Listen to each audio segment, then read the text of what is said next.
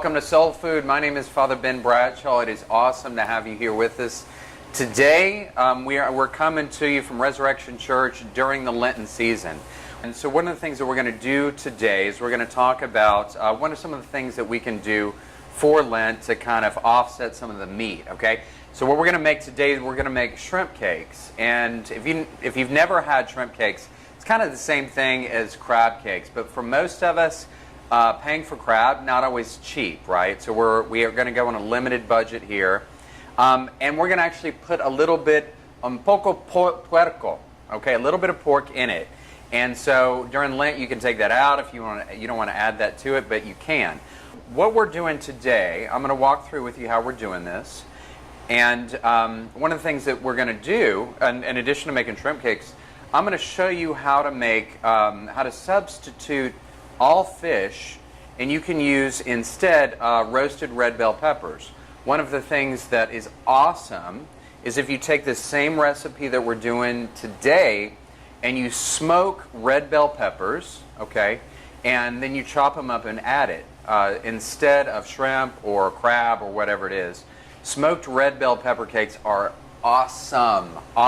It's got almost like a bacony flavor to it.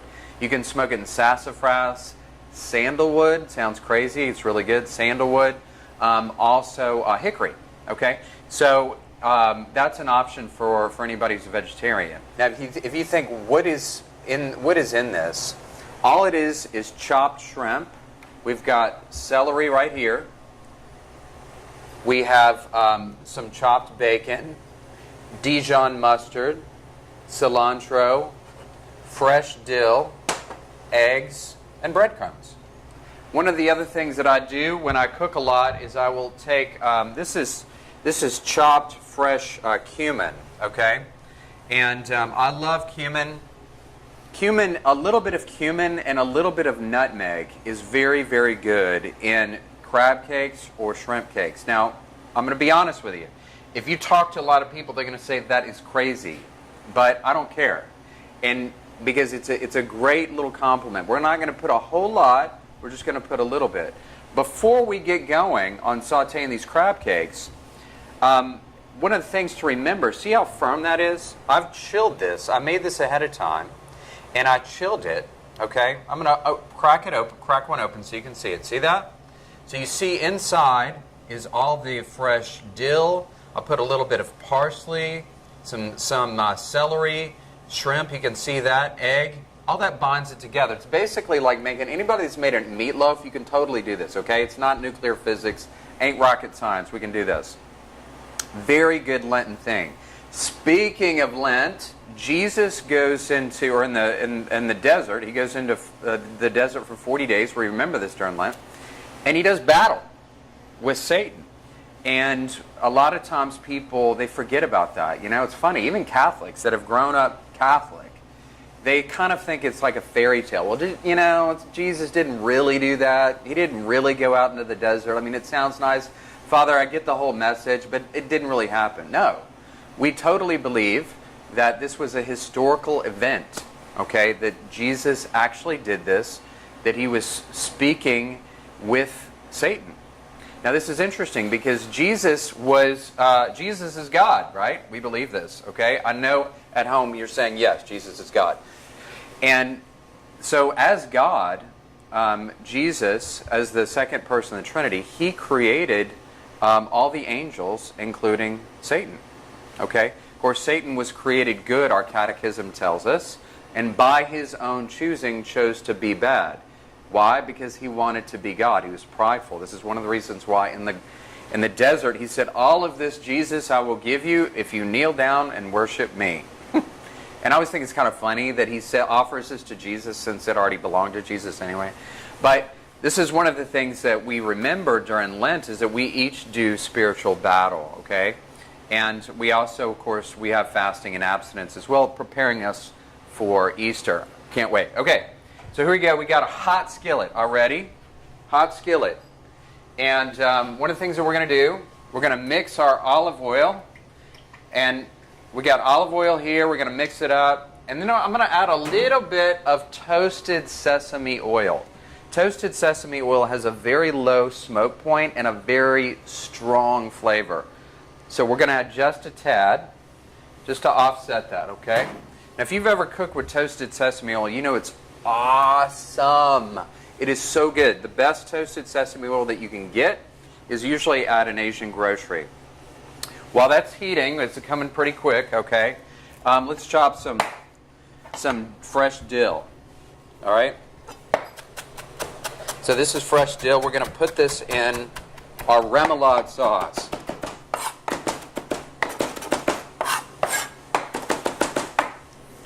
Rough chop.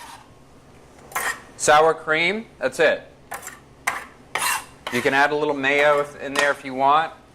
I'm measuring nothing. All right, sriracha sounds good. Dijon mustard sounds good.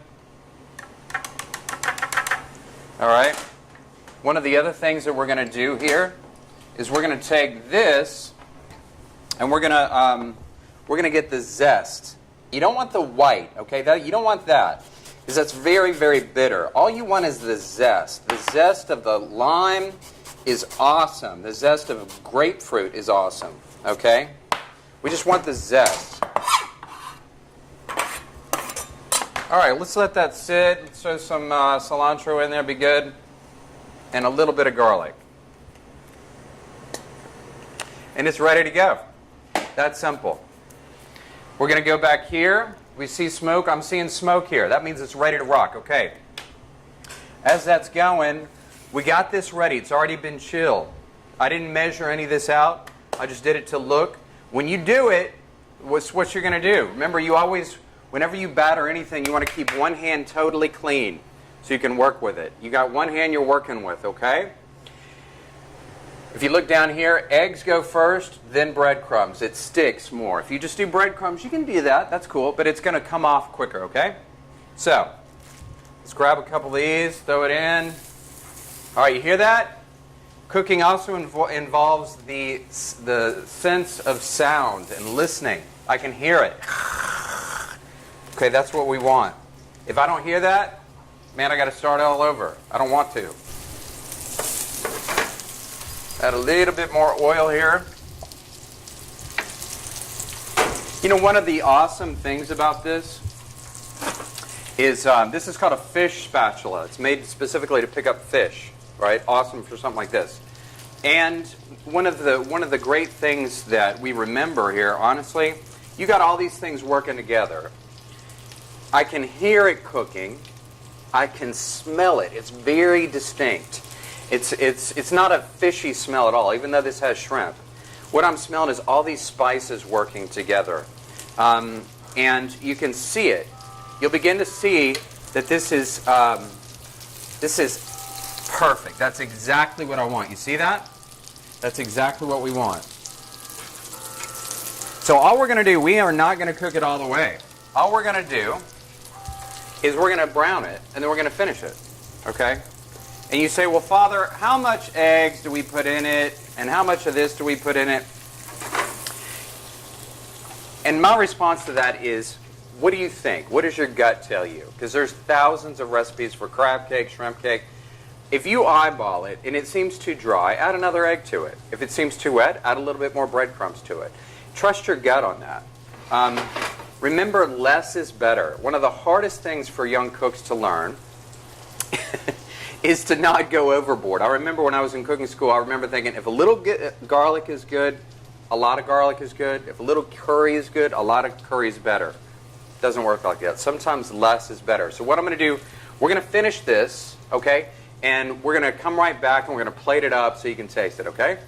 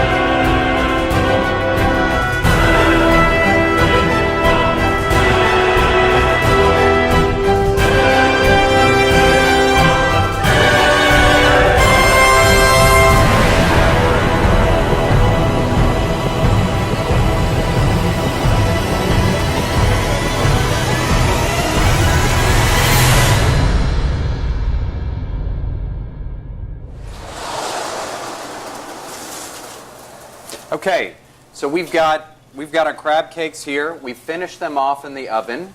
We made these ahead of time, and basically when we saute them, all we're going for, if you notice, is we're just going for a little bit of a crust on the outside, okay?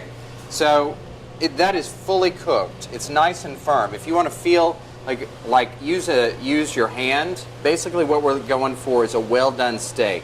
It's going to be right there in your hand. That's how this feels right here. It's like a well-done steak, okay? That part of your hand, not that part, that would be rare. That's well done, okay? You put your hand right there, that little muscle, that's what we're going for. That way you know it's done, it's cooked, ready to eat. You're not going to get somebody sick, okay? So we're going to plate this up. Now this is a remoulade sauce. People, in my experience, they really want plenty of this. Okay, so we're going to make some of this. Let's take a few of these. We'll take 2 of them. Cut it in half. Why am I cutting it in half? I want people to be able to see it. It's colorful, right?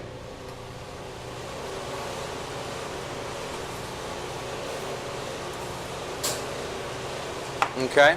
We got some greens. We're going to put some greens here for color as well. All right.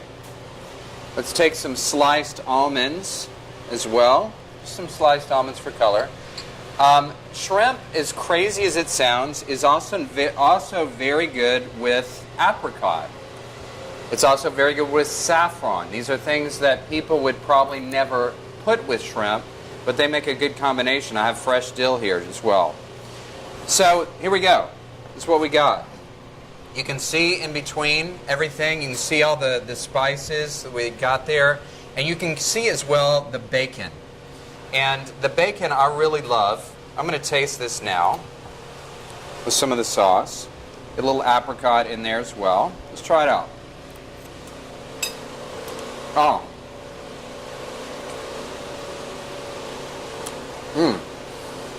The sweetness of the apricot, the sriracha sauce, the lime, and the bacon, great combination. This would be kicking with like a Chenin Blanc, a Sauvignon Blanc, a Riesling, or Gewürztraminer wine. Thank you so much for coming to Soul Food.